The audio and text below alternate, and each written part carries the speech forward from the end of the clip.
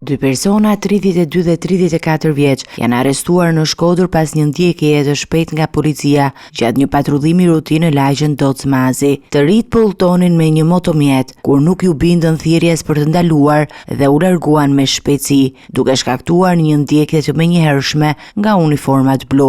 Pas pak minutash, policia arriti t'i ndalonte dhe t'u kontrollonte motomjetin. Gjatë verifikimeve, policia dyshoi se motomjeti ishte i vjedhur, pasi targa dhe numri nuk përputheshin. Kjo ka shtuar dyshimet për përfshirjen e dy të rinjve në aktivitetet palishme. Pas kontrollit të detajuar të motomjetit, janë gjetur dhe disa prova që përforcojnë këto dyshime. Një sasi e caktuar droge dhojt kokain, një bidon me benzin dhe një silenciator. Këto elemente sugjerojnë se ata mund të jenë të përfshirë në veprimtari kriminale në Shkodër. Edhe pse autoritetet kanë mbajtur informacione të kufizuar, nuk ka pasur detaje nëse të arrestuarit kanë precedent penal. Ndërkohë, hetimet vazhdojnë dhe policia është duke punuar për të zbuluar më shumë rreth përfshirjes së dy të rinjve në aktivitete të tjera kriminale në këtë zonë. Protestat dhe shqetësimet e qytetarëve për krimin organizuar duket se kanë shtuar presionin mbi autoritetet për të shtrënguar masat e sigurisë dhe për të luftuar krimin në këtë rajon.